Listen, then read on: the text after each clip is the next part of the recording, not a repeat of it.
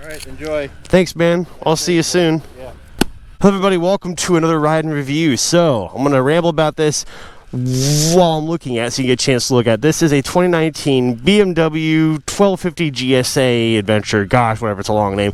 So this is supposedly the pinnacle of sport touring, and the reason I'm looking at it is because I'm in my touring gear and my bike is right there, and I rode that to Georgia and back with Jordan, and he was on his Super Adventure, which I want to try one of those, but I want to be responsible and try something compared to the Super Adventure, and really the competitor that would be better than it is this one. So this is coincidentally really rather the exact make and model of a GS that I'd like. So it's 2019 in this color. I think I'd do this color. You know me, I like all black. There is no all black model, but if I were to get one, this isn't an important thing for right now, I wouldn't customize it very much. I like it just the way it is. Speaking of which, we adjusted the seat to the highest setting. I don't think this is on the highest setting, and I'm tall. I can't reach because the handlebars in the way. I definitely want this up all the way. And just so that there's something else to look at, I put the other camera right there. It's not angled correctly. It's crooked because it's set up for my other bike, but I just decided to stick it on there anyway. So, here we go. Oy. I have never ridden a bike like this, and this thing is huge. It's like 600 pounds wet, so it's a little scary, but I hear nothing but good things about this bike. So, neutral, electric. All right. Gotta adjust the mirrors because they are wrong. First thing I'm gonna feel for is the clutch. It's pretty far, maybe I can adjust it. All right, wish me luck. Yep, late clutch. Ooh. Nice and comfortable. So I actually watched a review, or most of a review recently, from Missenden Flyer. He's a nice guy out in the Europe area, and he rode one of these. I found his review pretty helpful, and the one thing I noticed was the windshield shaking so much. Man, this is so weird. It's like when I research vehicles, I watch all the videos on them that I can, and so I've seen this view many times, and now it's weird to kind of be here in this position. Whew. Wow, the aerodynamic is already so different because I'm not used to having screen protection. All right, I'm gonna try to brake, not really hard. This is my first stop, but I want to feel. Wow, it drives so smoothly. All right, feels like a pretty solid brake. Neutral was easy. Yeah, so the thing about this motorcycle is that it is a boxer engine, which is a fancy word for this way. The center of gravity is low, so even though it's much bigger than my other bike, I really don't feel it. I'm pretty comfortable. The seat's up all the way, and I'm 6'3", and I'm flat-footing it. I could actually, not lying, stand it to be higher off the ground, but I just have to say how comfortable it is, and it is comfortable, but I obviously have to get used to it because I'm used to riding like this. So it is nice to have all this real estate here. If I were to have this bike, I would put my phone right there, and I'd have a map, and then the details, and yes, it is true. Look at the detail of that display. That is the best display I've ever seen on a motorcycle. True story. Wow, see, I'm turning. I'm not lying. I feel like I could just whip around that turn. Let's get some throttle here. Huh. Interesting, dude. I mean, it's big, but it doesn't feel very big. I can't wait to get some more speed and then also turning, because the thing I was worried about was turning. I was worried it was gonna be scary, but it really isn't. It's just a little different. But I mean, honestly, I tried the Super Adventure really quickly, and turning on that thing was like, whoa, this one honestly doesn't feel too strange. It's so quiet. I can hear myself talking.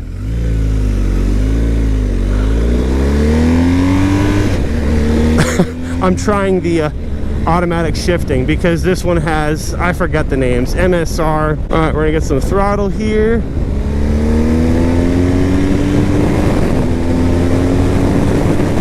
Wow, that's pretty strange. I mean, I wasn't really pushing it.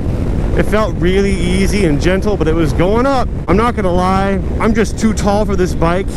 The windscreen, even though it's unfortunately, I should probably move it, it's cutting the wind in half, so I'm getting all the noise up here. At least it's not buffeting nearly as much, and that's pretty cool. All right, here's a pretty sharp turn. I'm gonna pretend for a moment I've never turned this thing before and take it cautiously. All right, I feel so easy. That feels like nothing. It's like driving a lazy boy. All right, let's get a feel for it. Dude, that is so comfy. Like feel that. Oh, you can't feel it. Well, I'm feeling it, and it's so springy, but not like in a, what would you call that? Not in a supermoto kind of way where it feels like it's about to ready to go off a bump. This is just like imagine sitting in a sofa, and instead of hitting your butt, it just kind of floof is down with you. That's pretty darn comfortable. First criticism, and I had this before I even got on the bike.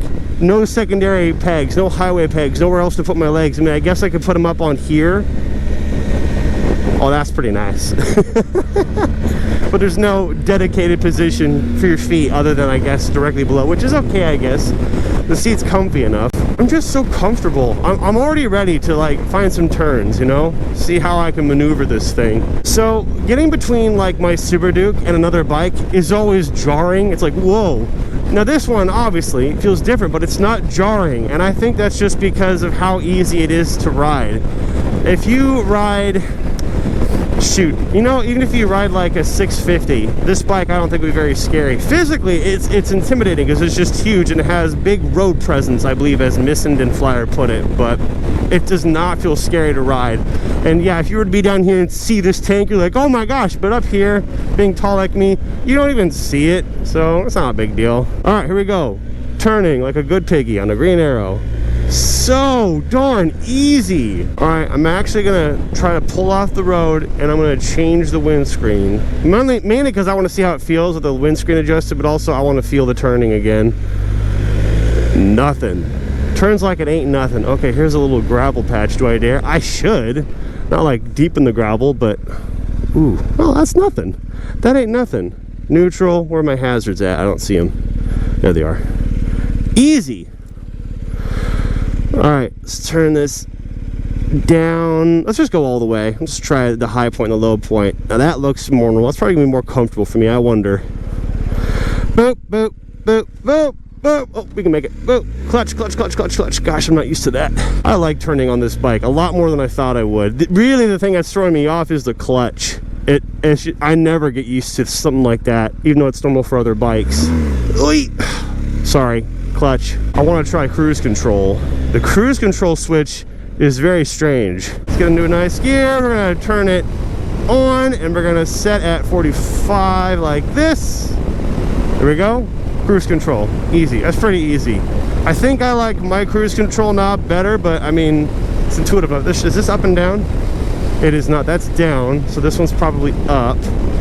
I like that it shows, my bike also does this, thank goodness. I don't like when cars don't do this, but it shows you what you're setting it to, so you don't have to feel if your bike is trying to accelerate or slow down. You can see it right there. That's very useful. It's just a shame about my height. It's no fault of the bike. I'm just too tall, but I'm getting a lot of air up here. Not a lot of buffeting. The tank being so big on this one, I think it's, I can't remember how big it is. It also helps to cut some of the air, and so if you're going across the country, I would think that this bike with a bigger tank, oh, it's 30? Shoes. I would think that this tank is actually better, not just for, you know, gas sake, but also being able to cut through the air. I am thoroughly surprised at how pleasant this is to sit on and ride. I mean, I knew it was going to be nice, but not this nice. And not even stopping. There is no indication other than its physical presence that this bike is big. When you drive it, when you turn even, which is what I'm really surprised by, and even when you stop it, it doesn't feel like I'm stopping a lot of weight or I'm throwing my foot down. It's right there. Like, this is a good size for me. All right, how much can I do this without looking stupid? Yeah, dude, that feels good. That feels pretty good. I mean, it feels different, but I can feel it pretty well. So it's not scary, you know? So pleasantly surprised by this bike. I mean, I shouldn't have been, because supposedly this is the best one, right? I mean, it's certainly the most expensive, so I haven't really been able to compare this to other bikes, though. This is kind of my first Super Adventure experience. I have been on a Super Adventure R KTM before, and that was nice, but bro, that's like sitting on a nice bench. This is like sitting on a lazy boy. I mean, I know I'm sure like a Harley Cruiser would be like a true lazy boy, but this is just a nice chair, dude. I'm not a professional. I'm probably not someone you should listen to, but if you were to ask for my advice, and you were to ask, Well, like if you're in my position, which is what I want this, the BMW GSA 1250, or what I want a brand new KTM Superventure S. Well, this bike does cost more. I think it's better than that one based on what riding I've done. Is it worth it? Well, that unfortunately is entirely up to you. What do you need it for? Do I need a GSA? Absolutely not. I could use a Superventure S and probably be fine, but it doesn't get better than this. Oh my gosh, it's like, it's so fun to, how do I explain this? There's like springs, there's a you know what I mean? It's wonderful. If I could just change the clutch position, it'd be perfect already. I mean, you know, it's just about perfect. More black, that's my criticisms. Needs more black, gotta move that clutch position. And I'm very happy. Jeez. It's so quiet too. I can hear myself talk. And it just, like, feel that, or you can't feel it. Feel that anyway. It doesn't lug. I'm at 8 miles an hour and it's pretty smooth. I wonder how slow I can go. I might try that later.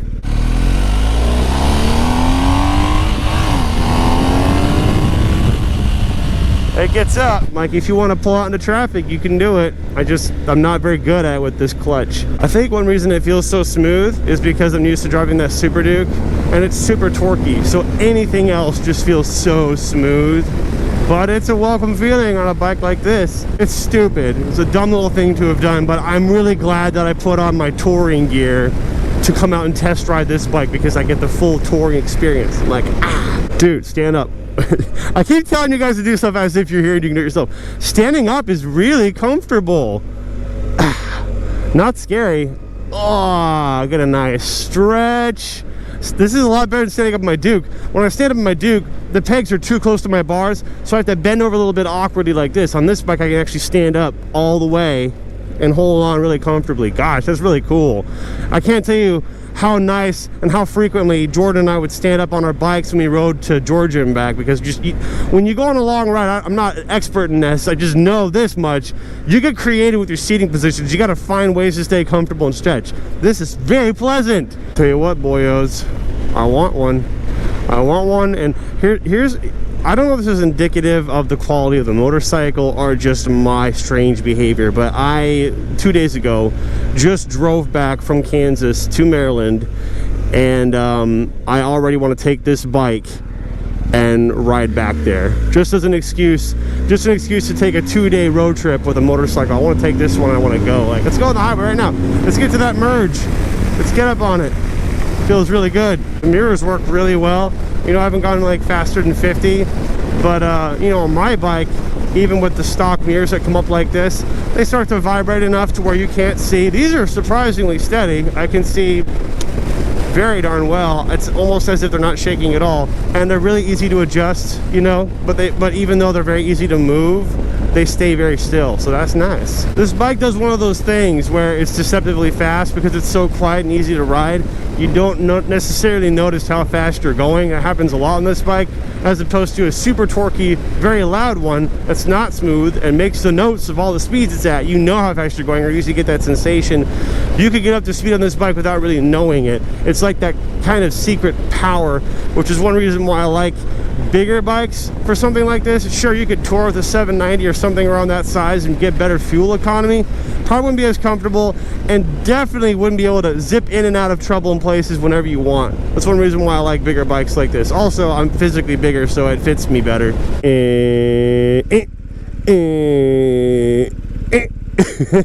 Well, I'm almost done with the ride. I gotta say, I'm honestly a little disappointed that it's over. I mean, like I said, I'm ready to go on a trip. I just had a trip. This bike makes you want to go again. I mean, and again, I'm trying to be a responsible owner, a responsible potential buyer, because I would be interested in a bike like this for touring. I'm trying to be good, and I'm trying to try at least 2 motorcycles before I buy one, because that Super Duke, I tried one, and I was like, that one. And I bought it. I don't regret it. I had a pretty good indication of the fact that it was what I wanted. I'd probably be safe thinking what I think now, which is I want this motorcycle for touring. But I'm going to try to make myself try another one, specifically the Super Adventure KTM. I'm going to try that one, and then maybe I'll decide if I should ought to get one and which one to get. But gosh darn it, I'm really glad I got to try this one. It is fantastic. Oh, something else unique about this bike. So apparently, for whatever reason, the front brake lever here actually is tied to the rear. So when you pull this, it pulls the front and the rear brake, which is really interesting. I'm sure there's a good reason for that.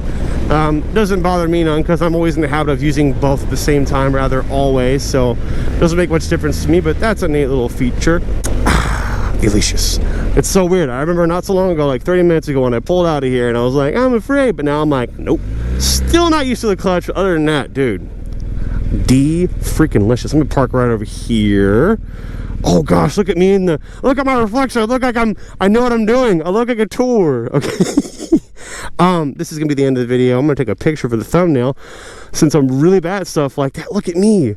Look. Okay, no, you see me already. Look at that. I think it's pretty handsome. It was very wonderful to drive, and I'm really glad I did. So thank you guys for watching this little ride and review. I'll see you in another video. Bye.